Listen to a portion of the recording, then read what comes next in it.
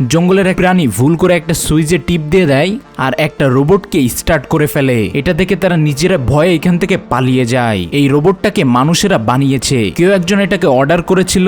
প্লেনে করে নিয়ে যাওয়ার সময় দুর্ঘটনাবশত রোবটটা এখানে পড়ে গেছে জঙ্গলের ভিতরে। রোবট এখানে অন হয়ে এই প্রাণীগুলোর কাছে শোনা শুরু করে সে তাদের কি সাহায্য করতে পারে। রোবট এই প্রাণীগুলোর সাথে কথা বলার সময় একটা বড় স্রোত চলে আসে, যেটাতে রোবট ভেসে যায়। রোবট দেখতে পায় আরো বড় একটা ঢেউ আসতেছে। তখন সে পাহাড়টা বেয়ে উপরে উঠতে যাবে, কিন্তু কিছুতেই সে উঠতে পারে না। সামনে তাকিয়ে দেখে একটা কাকড়া বিশেষ কায়দায় এই পাহাড়ে উপরে উঠতেছে। রোবটটাও সেটা ফলো করে এখান থেকে উপরে উঠে যায়। উপরে উঠে কাকড়াকে সে হাতে নিয়ে স্ক্যান করা শুরু করে। তখনই একটা পাখি এসে এই কাকড়াকে নিয়ে যায় খাবার হিসেবে। রোবটটা মানুষের অসতর্কতার কারণে এই জঙ্গলের ভিতরে ফেসে গেছে।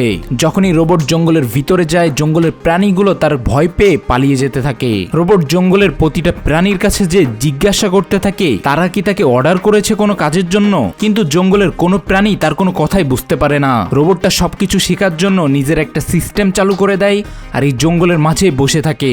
সে বছরের পর বছর এখানে বসেই আছে। প্রতিটা প্রাণী তার সামনে আসে, কিভাবে কথা বলে এইগুলো সে শিখতে থাকে। যখন তার এই জঙ্গলের সব প্রাণীর কথাগুলো শেখা শেষ হয়ে যায়, তখন সে আবারও উঠে দাঁড়ায়, প্রতিটা প্রাণীর কাছে যায় এবং কথা বলে এই রোবটের কাছ থেকে তাদের কি কোনো সাহায্য প্রয়োজন। কিন্তু কোনো প্রাণী এই রোবটের কাছে সাহায্য চায় না, যার কারণে রোবটটা সিদ্ধান্ত নেয় সে তার ট্রান্সমিটারটা চালু করবে আর আবারও ফ্যাক্টরিতে ফেরত যাবে।